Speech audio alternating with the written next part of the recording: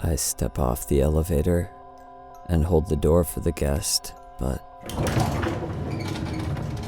there is no guest.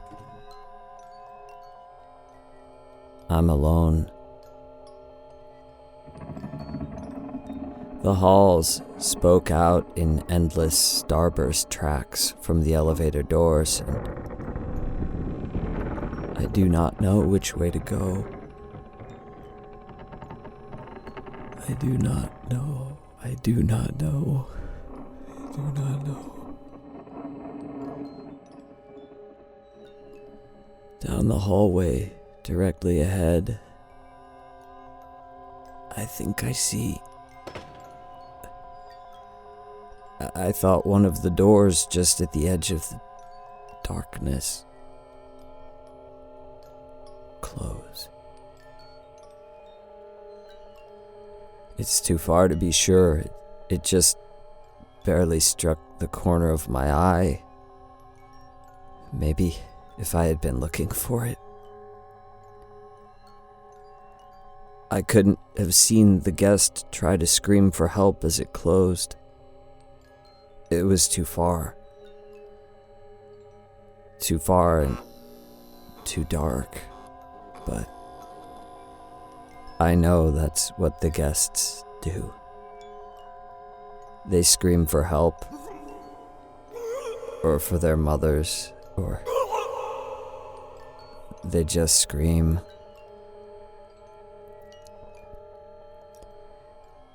I didn't see the guest do that just now. I saw it in my head because I've seen it so much. I know I didn't see my own face just as the door closed. It was too far away. I know it wasn't me. That's not me. That's not me. I go down a different hallway, though. I even convince myself that it matters which hallway I choose.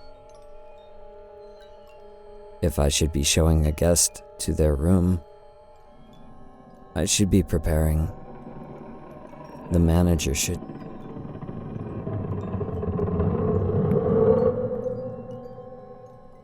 If there is no guest, then there shouldn't be this many rooms. The doorknob jiggles at a door, turning gray with smoke. If there's already a guest in the room, then I shouldn't be. The elevator is ahead of me now, at the end of this hall. I don't stop. I walk right past it down a different hallway. They all look the same, but I know which one is which, and I know where not to go now. My new hall ends at the elevator again.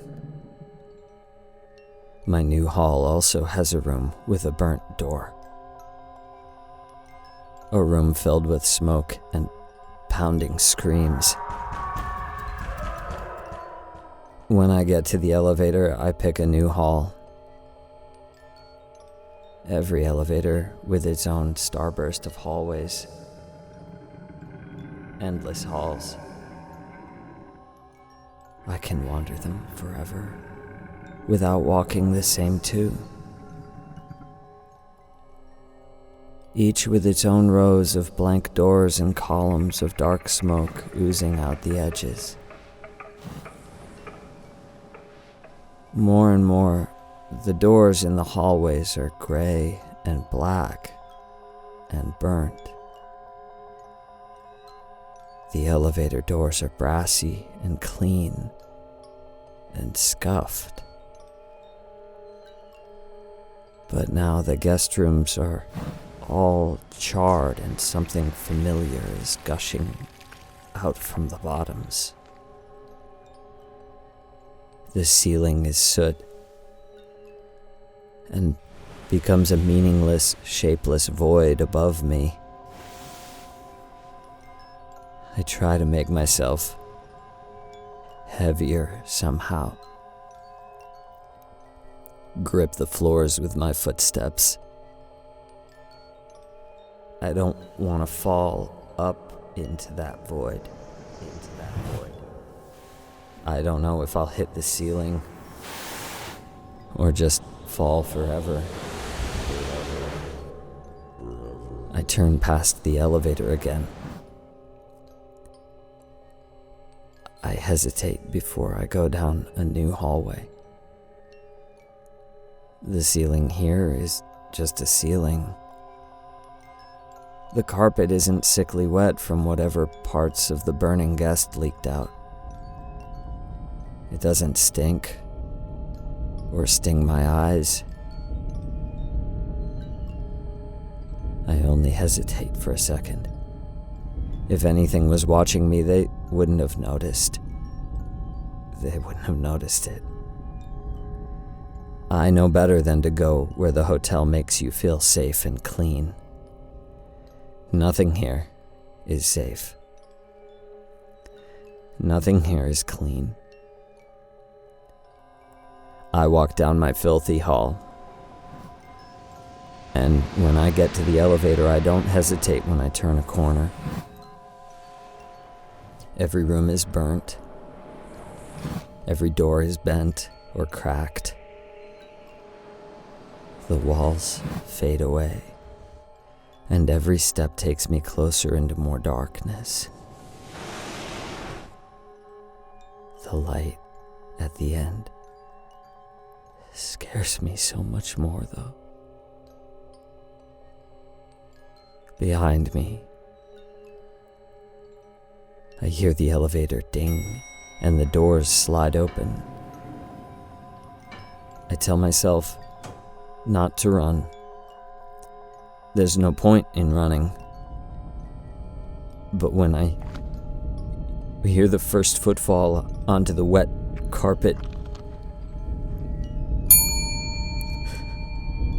oh God, I run.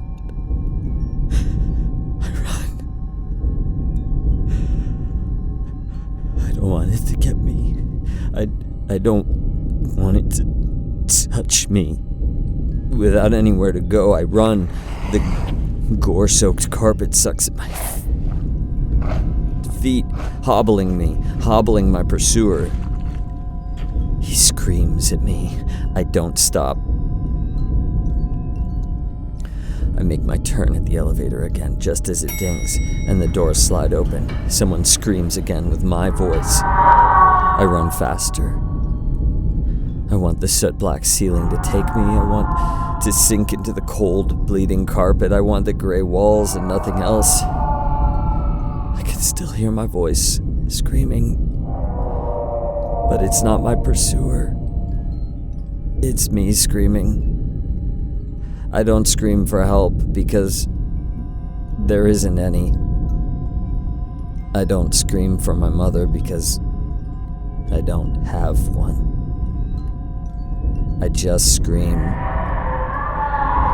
I get to the elevator and another awful starburst of hallways.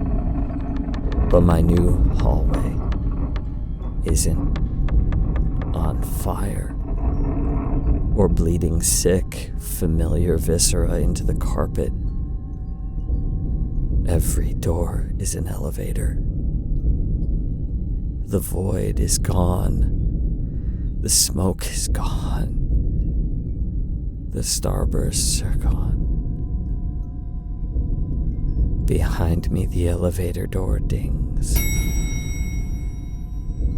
I run. I scream. Each elevator door I pass dings reflexively behind me, giving me another little boost of fear. At the end of this hall, there is no final elevator. At this end of this hall, there is only a burnt door and bleeding carpet. Elevator doors start to slide open just as I pass. not letting me see what's inside. The room door is getting closer. I'll have to go inside to get away. I'll have to go inside. The hotel knows. The gray smoke in the room turns black, and the door handle jiggles open just as I arrive. I don't even have to slow down. I run into the room, into the smoke and fire. Not because I know it's better than what's chasing me. It's not. But I knew before the door opened that I would be behind it. Burning and screaming and fighting to get out. I have to push the burning lobby boy back into the room so I could get in. I do. As I close the door behind me, damning myself twice, I see what was chasing me, what was filling the elevators. I see what I chose the fire over.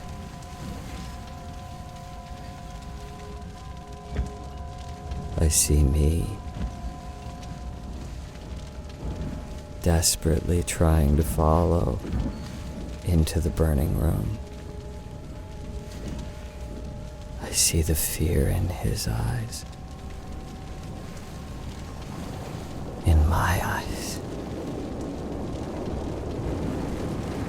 and I close the door a little faster.